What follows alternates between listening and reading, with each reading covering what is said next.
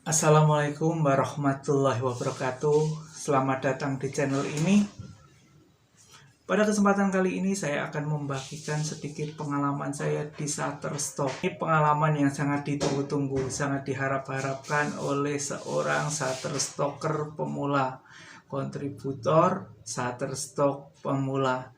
Apalagi kalau bukan gajian pertama di Shutterstock. Ada 3 pertanyaan yang muncul ketika saya pertama kali membuat akun di Shutterstock. Pertanyaan yang pertama adalah, benarkah kita dapat menghasilkan uang di Shutterstock? Pertanyaan yang kedua adalah, berapa lama waktu yang kita butuhkan agar kita bisa gajian pertama kali di Shutterstock? Dan pertanyaan yang ketiga adalah, bagaimana caranya agar kita bisa gajian di Shutterstock?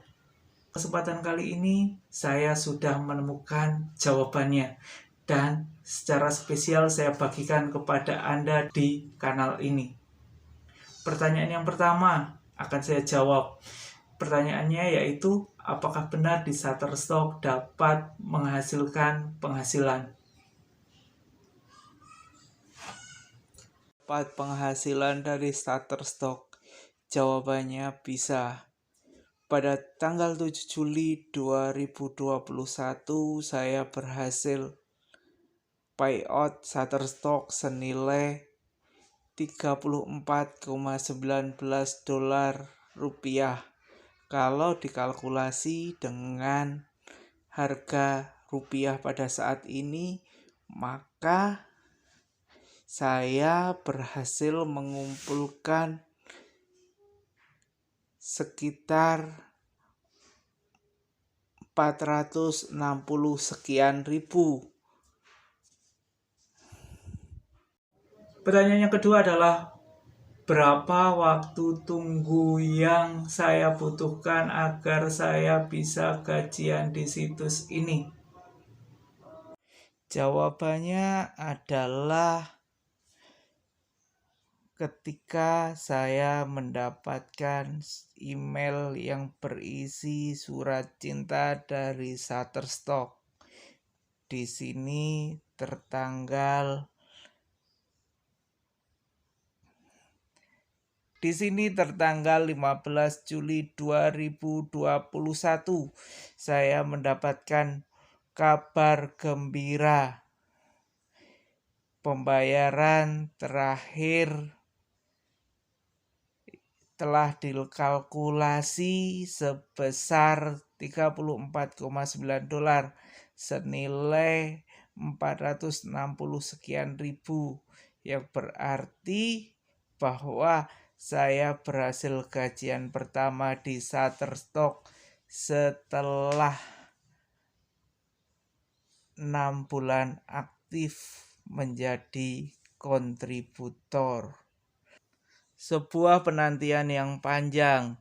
Anda juga bisa memperhatikan ilustrasi grafis sebagai berikut, sebagai gambaran pendapatan saya atau earning saya bulanan.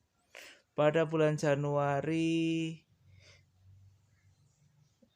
bar diagramnya belum terlihat, masih berada di kisaran 0, sekian. Namun grafiknya selalu meningkat hingga pada bulan Juli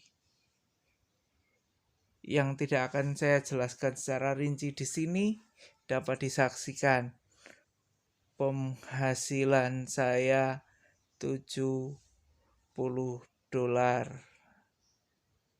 Tentunya Shutterstock bisa menjadi alternatif mencari nafkah di era pandemi. Sebagai detailnya, silahkan perhatikan ilustrasi gambar berikut. Pada bulan Januari, saya hanya mendapatkan 1 downloadnya. Setelah menunggu 1 bulan, saya hanya mendapatkan $1 sen. Di bulan selanjutnya terjadi peningkatan 600%.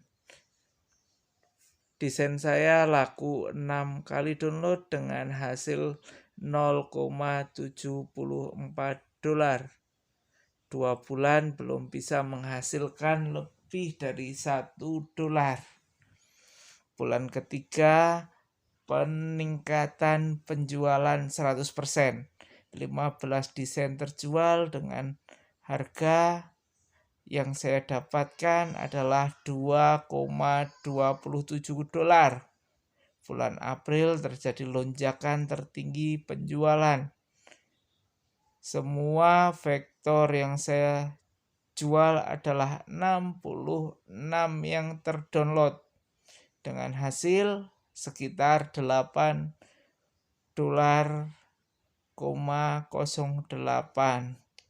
Bulan Mei penjualan sedikit menurun karena pada bulan ini hampir 1 bulan saya tidak melakukan apapun dengan vektor di situs ini. Saya bereksperimen apakah ketika saya tidak upload penjualan tetap terjadi, dan jawabannya penjualan bisa tetap terjadi. Pada bulan Juni adalah hasil yang paling besar saya dapatkan. Semula asumsi saya pendapatan saya mungkin akan naik sedikit dari bulan sebelumnya di kisaran $8-10. Namun suatu yang mengejutkan terjadi. Saya berhasil menjual vektor sebanyak 58 vektor dengan hasil dolar yang saya dapatkan adalah $17,07, hampir sama dengan penjualan 5 bulan sebelumnya. Terus apa yang perlu dilakukan agar desain kita menjadi laris manis, semakin banyak dibeli, semakin banyak di-download oleh pelanggan kita? Cara yang pertama yakni Anda harus memperdalam ilmu, memperbanyak literasi, baik literasi dengan buku atau literasi dari bahan digital yang Anda asuh. Dengan memperbanyak literasi, wawasan kita dan pengetahuan kita menjadi bertambah, maka desain atau foto yang kita hasilkan akan lebih berkualitas.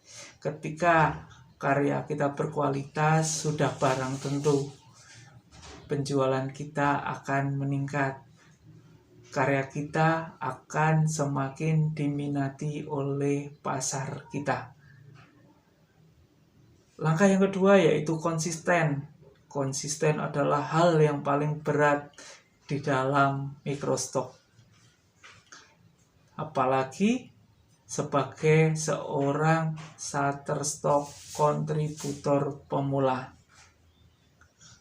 Karena untuk konsisten kita harus menghadapi pertama, desain atau foto kita susah diterima aja susah. Yang kedua, desain yang kita upload meskipun sudah keterima akan susah laku.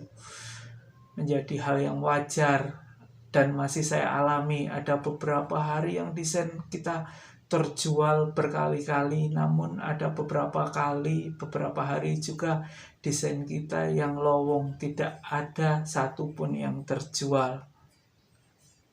Yang ketiga yang perlu kita hindari yakni menyerah untuk upload. Nah, kita pasti sering mengalami karena tidak laku, susah approve, jadi kita jadi malas untuk upload. Dan setelah kita upload pun jarang dibeli, dan ketika sekalinya dibeli harganya begitu kecil. Selanjutnya adalah memaksimalkan kata kunci. Dengan memaksimalkan kata kunci, karya kita akan lebih mudah dibaca oleh CEO dari Shutterstock. Ketika pelanggan kita memasukkan kata kunci mereka, karya kita bisa naik ke urutan yang ke atas. Ada beberapa cara untuk memaksimalkan kata kunci, baik itu dengan tools yang ada dalam Shutterstock sendiri atau dengan tool-tool di luar sana. Informasi mengenai ini mungkin saya akan bagi di lain kesempatan. Solusi selanjutnya adalah dengan menonton banyak video dan portofolio dari para senior, para suhu, para master yang sudah terlebih dahulu terjun ke bidang Shutterstock. Dengan demikian kita akan lebih termotivasi bagaimana cara untuk membuat vektor dengan baik sehingga penghasilan kita bisa merangkak naik seperti mereka. Itu saja yang saya sampaikan pada kesempatan kali ini. Semoga sedikit yang saya sampaikan dapat bermanfaat bagi Anda sekalian. Terima kasih. Salam sehat selalu. Wassalamualaikum warahmatullahi wabarakatuh.